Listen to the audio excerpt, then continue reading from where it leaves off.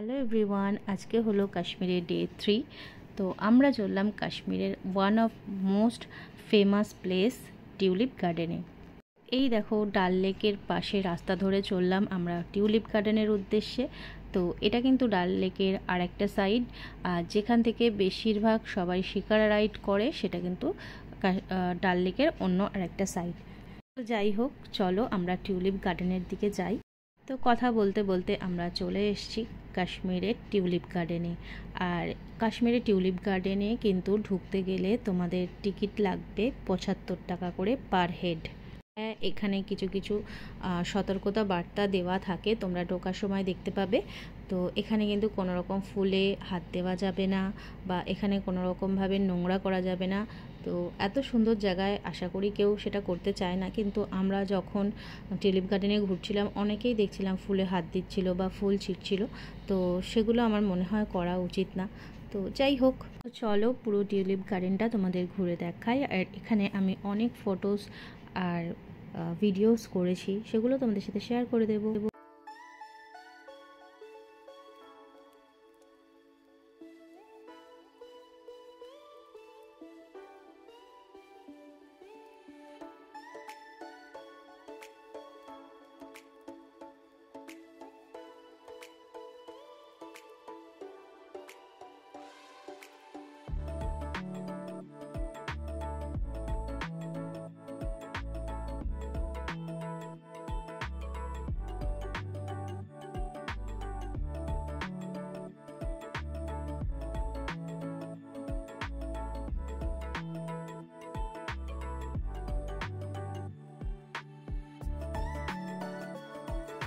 হ্যাঁ, আমরা গিয়েছিলাম কিন্তু এপ্রিলের 18 তারিখের দিকে। তো এই সময় টিউলিপ গার্ডেন খোলা ছিল। হয়তো তোমরা এপ্রিলের ফার্স্ট উইক থেকে লাস্ট উইক পর্যন্ত কিন্তু টিউলিপটা পেয়ে যাবে। তো যদি টিউলিপ দেখতে চাও এই টাইমটায় যাওয়ার চেষ্টা করো।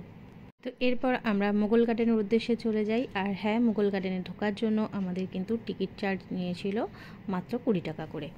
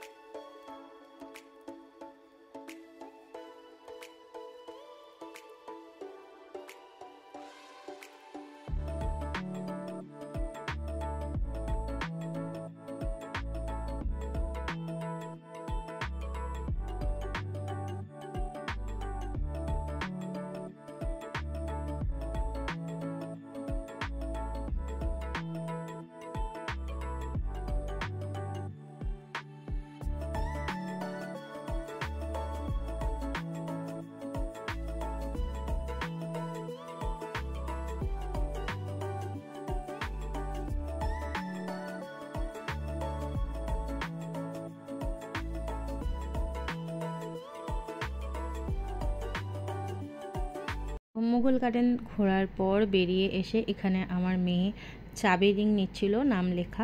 আর একটা ছোট্ট বাচ্চা মেয়ে কিন্তু এইগুলো করে দিচ্ছিল। তো এখানে এগুলো নিয়েছিল 50 টাকা করে।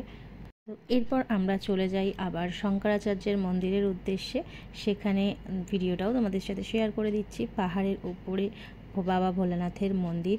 তো খুবই সুন্দর মন্দিরটা।